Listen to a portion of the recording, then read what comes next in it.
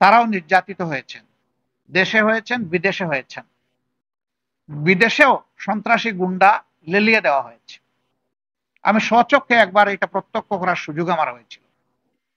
আমি ইংল্যান্ড থেকে ফিরবো হিথ্রো এয়ারপোর্টে, দুইজন মানুষ ছায়ার মতো আমার সামনে যায় একবার, পিছনে যায় একবার, ডাইনে একবার, বায়ে একবার।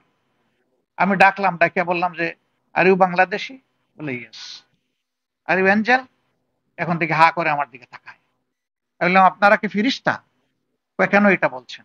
আমি বললাম, তো আল্লাহ তো ফিরিস্তা লাগাই রাখছেন দুইজন, তো আপনারা কারা? একবার ডাইনে দেখি, একবার বামে দেখি, একবার সামনে দেখি, একবার পিছনে দেখি, আপনারা কারা? কিছু বলে না। আমি বললাম, আপনারা কি বাংলাদেশ মিশনে এখানে আসছেন? কয় জি। আমি বললাম যে, আপনাদেরকে তাইলে আমার পিছনে লাগিয়ে দেওয়া হয়েছে নাকি? কিছু বলে না। আমি বললাম যে, দেখেন, আপনাদের এই ঘোরাঘুরি আমার অপছন্দ এবং এটা অভদ্রতা। আমাকে ছেড়ে দেন, আমার পাশে ঘুরবেন না, যা পারেন ইচ্ছা করেন। আমি দেশের একজন নাগরিক। আমি আরেকটা দেশে গিয়েছি আমি ট্রাভেল করতে, সেখানে আমার সাধারণ একটা মানুষ আমি আমার পিছনে লাগাই দেওয়া হয়েছে দুইজনকে। এইভাবে দেশে কিংবা বিদেশে বাংলাদেশের কোনো মানুষ, হোক সে স্বদেশী, হোক সে প্রবাসী, হোক সে নিবাসী, সকলের শান্তি কেড়ে নেওয়া হয়েছিল। একজন সাংবাদিক বিদেশ থেকে অন্যায়ের বিরুদ্ধে প্রতিবাদ করেছেন, তার পরিবারের সদস্যকে হেনস্থা করা হয়েছে দেশের বুকে। মা বোনদেরকেও রেহাই দেওয়া হয়নি, তাদের ইজ্জত নিয়ে টানাটানি করা হয়েছে। আমরা নিন্দা জানাই। ক্ষমতায় বসা একজন বলতেন, আমি মাদের কষ্ট বুঝি।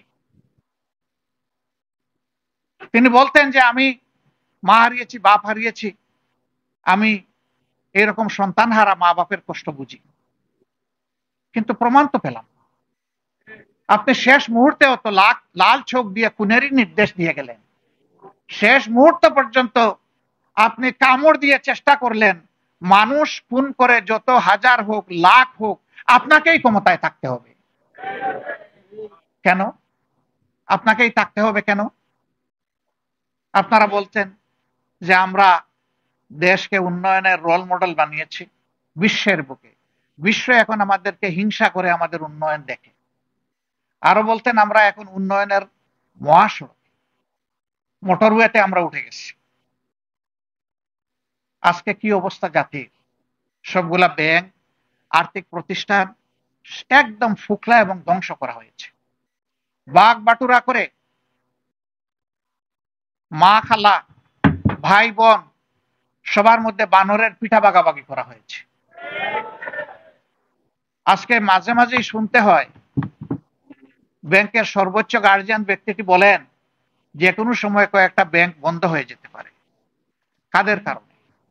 এরা কারা? প্রত্যেকটি দেখবেন যে শাড়ির নিচে লুকানো ছিল। এদেরকে ইমিউনিটি দেওয়া হয়েছে।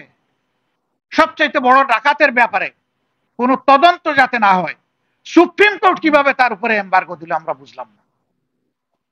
তার বিরুদ্ধে কোনো তদন্ত চলবে না। এটা কি কোনো কোর্ট? এটা তো টেনিস কোর্ট নয় যে আপনি জাতিকে নিয়ে খেলবেন। এটা তো অ্যাপেক্স কোর্ট। এখানে তো আইন অনুযায়ী চলবে। কিন্তু আইনকেও দালালির চরম সীমায় নিয়ে যাওয়া হয়েছিল।